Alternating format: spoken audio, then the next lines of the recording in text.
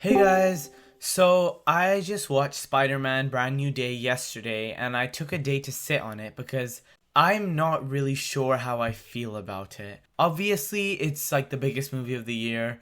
It's doing insane box office numbers, like genuinely insane. It is almost at Avengers Endgame level of tracking, which is insane for just a normal Spider-Man adventure, not even an event film. But yeah, the hype has been really crazy. It's been the summer of Spider-Man. It's hard not to get wrapped up in that. When I walked out of the theater feeling mixed opinions. Surprisingly, the first emotion that comes up when I think about this film is sadness. It's like a pit in my stomach. I'm not sure if I'm unique in this experience, but that felt like a really sad movie, especially the ending. I didn't really feel fulfilled in a happy way. It wasn't a happy ending to me, which I'm totally fine with. But Tom Holland's Spider-Man movies have always been by far the most emotionally resonant with me personally since I grew up alongside Peter Parker in a way, especially in this film. Overall, the film kind of feels like a reboot, like a new first Spider-Man film in a trilogy, complete with him adjusting to new powers, meeting characters for the first time, and a new set of supporting characters, and I'm not sure if I still need a bit of adjusting to that. It feels very different from the previous trilogy, which I love, unlike the popular opinion, which is to, for some reason, rag on it nowadays. I think the movie is definitely strongest in the second act, from when, spoiler warning, Jean Grey takes a hold of those people to that very sad and horrifying scene on the rooftop with MJ and Peter where he thinks she remembers but it's actually Jean controlling her, which really shocked me. That's like evil. And the interactions between Peter, MJ, and the Punisher after that are just comedy and emotional gold as well. And that was really some of the best interactions we got, especially between MJ and Peter, which really got me emotionally. And it's kind of crazy that now in the MCU, we have two different couples where the woman has no knowledge of her relationship with the man, and both really get me emotionally, obviously referring to Peter and Gamora as well. But yeah, the sequence from where Jean goes body to body after MJ to the part where Peter calls Yelena from the apartment, that whole stretch, the movie was operating consistently at a 10. It was amazing, amazing. As for the talk of the town, Jean herself, I'm still wondering how I feel about this origin for the character. She kills a lot of people in the first act and seems nothing like her. But by the end of the film, I feel like she does end up in a really good spot to evolve into the Jean Grey we all know and love. And surprisingly, she is revealed pretty early on as Jean and plays a sort of awkward role as a mustache twirling villain, which kind of feels odd. But as soon as we see her backstory and her scene trapped in the box, Sadie really does find her sort of flow acting wise and feels more comfortable. When she finally powers up though and says, "The only hands that will wield this power are mine," I got literal chills. I'm happy she's super powerful, but her powers look so disappointing. First, she basically does another Westview, controlling and trapping people in a dome radius, and then the powers look exactly, not similar, exactly like Invisible Woman's from Fantastic Four. And yes, there is an ever so slightly pink tinge to them, but come on, the whole marketing point of this movie is the comic accuracy, and we couldn't get the pink powers. I was also kind of disappointed with her just using the quote unquote hopping ability, which was pretty lame, but by the end, the telekinesis and the telepathy really kicked in properly, and that looked cool. Overall, it's exciting to see our first main X-Men in the MCU, and at the end, when she's on that bus and it zooms out, it very much looks like you can just drop an X-Mansion in the middle of that area. It looks perfect for us to lead straight into an X-Men film. Especially the way they set it up, with the ending with her and Aunt May,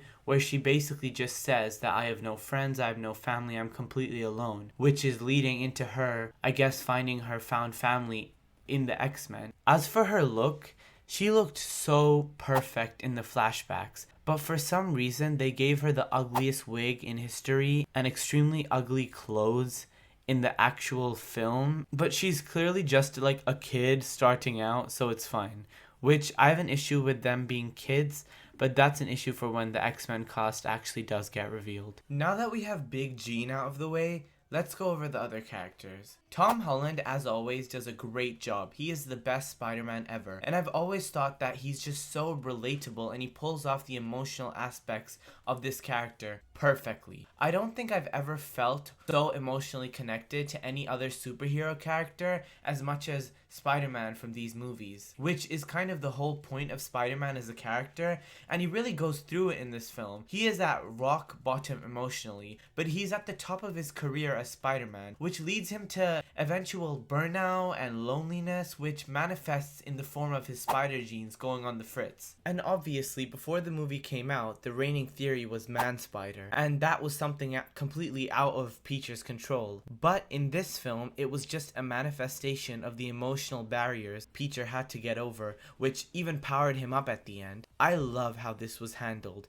and it added layers to what could have been a very generic man-spider story. As for the action, it was handled extremely well. The swinging scenes, especially the few POV moments we get, were magical, along with the actual action sequences, which with the added practical aspects really do seem way more real, and because of that, they seem way cooler and more dynamic. He moves like a real spider, and he does acrobatic moves that we haven't really seen from him in prior films. The Hulk fight was great. The Punisher had these cool blue bombs that were new for him and were really cool, and the action being isolated to a few rooms was also really interesting and dynamic. The banter between Frank and Peter was also really great throughout the film, but particularly in this fight. But the clash with Savage Hulk was surprisingly short, and the Scorpion, he makes a glorified cameo because he was advertised as a proper villain in this movie, but he practically has 5 to 10 minutes of screen time at most of which is Jean taking over his body anyway, and besides that, there aren't any other villains in this film, which I think is my main gripe. Why was there no villain? Spider-Man has some of the most popular rogues in all of fiction, and they couldn't have a single villain in this film that has a substantial role? That's crazy. Jean was the main villain, quote unquote, which is crazy to say out loud, and the Hand were used as practically a filler final action set piece because they stick out like a sore thumb in damage control. And most of this sequence was also spoiled in the marketing, so I didn't really enjoy it as much. Ned and MJ also didn't seem stale at all, because people kind of wanted new supporting characters, like maybe Gwen Stacy, Black Cat, something new, which I would have enjoyed as well. But what MJ and Peter have is so special, and the chemistry, especially after 5 films, is too good to just skip over. Maybe they could have missed a movie, but I just love their story and I just wanted to get back into it. And even though Ned was kind of useless and annoying in the previous entries, in this film, his friendship with Peter is so wholesome, and it gets you just as emotional as MJ and Peter's romantic one. And the final scene with the handshake, that really got me the closest to tears in this whole film. MJ is also surprisingly funny in this film, and she isn't a damsel in distress or anything. She holds her own banter-wise, and just in the film with Frank and Peter, she also pulls off a difficult job having to be familiar but also a stranger to Peter. And also there's a scene where Jean is taking over MJ, and that is probably my favorite scene in the whole film. And it's so scary. The way Zendaya plays that, Peter calls Jean Grey cruel, and it was truly so evil what she did there. And it all landed really well with me. I love these characters. I hope they don't go anywhere. As for Frank, I haven't watched the Netflix shows, but here, Punisher is very compelling. And I've heard people say that he's pretty different to how he was in his show, because that was R-rated, that was a Netflix show. But now, in the MCU-ified version of him is really funny, he has lots of heart,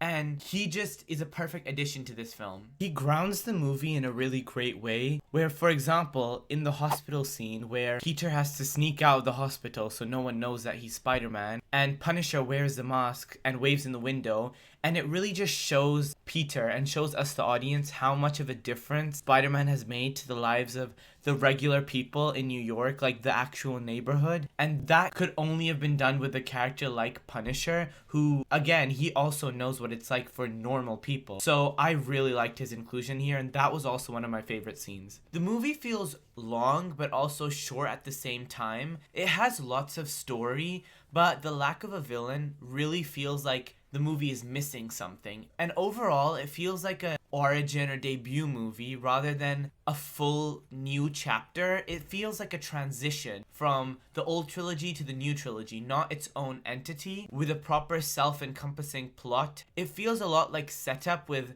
not really that much payoff, which would be the destruction of many other films. But here the setup and the acting, the writing, the directing is so good that it doesn't derail this film and still makes it super enjoyable. I also like Detective Jean DeWolf, who's sort of a mix of Jim Gordon and kind of a new Aunt May, which I was happy about because it would have been too sad if Peter genuinely had no one. And it's kind of interesting seeing him have an ally like that in his Spider-Man form, and all the scenes with her kids and him talking to her as Spider-Man. I really loved that. It was, again, very wholesome, which is the way I would describe this movie, but also being super sad. Metzger kind of seemed like a rookie to this metahuman stuff, surprisingly. I didn't really know what they were trying to do with him, because him in that tiny bunker just standing all scared, that kind of confused me, because don't you run damage control and you just seem like you're just so scared and you have no contingency plan if any metahuman is attacking besides hiding in a tiny little bunker. Yelena's cameo was fun. I'm happy that Peter has some other superhero friends or people he can call or turn to for help, and he's still very much a part of that greater Avengers MCU scene. His dynamic with her is also really good, and I'm surprised because it's such a perfect pairing that I didn't know that I needed, and hopefully we see more of it in Secret Wars and maybe beyond that as well. Overall, I had a really fun time with this film. It's a very well made film, but I wasn't fully satisfied with it as a complete story, and some of the story aspects really didn't work for me. It could have used an extra main plot line, since the Jean stuff seemed like a B plot that was brought into the A plot. The movie was also pretty small in scale, which people really wanted, so I'm glad that they got that. But for me personally, I prefer the bigger scale of Spider-Man movies because of the potential with an MCU budget and vision, especially with arguably some of the best rogues in all of comics, which makes it even funnier that there were only two major Spider-Man villains even in the film, and Tombstone, the people that thought that he was actually gonna play any sort of part in this film, I feel bad for you. Because he is maybe in the film for 10 seconds, which is hilarious. But these characters are so good, and the next movie won't have to basically be a Jean Grey origin story. So I'm excited, because that is probably gonna end up being the best Spider-Man movie ever made. So I'm just super excited for Spider-Man 5. We could get Mr. Negative in there. We could start setting up the Symbiote or Green Goblin or Hobgoblin. There's so many places for this to go. And the next movie not being burdened with introducing so much for the MCU, it is genuinely going to be the best Spider-Man movie ever made.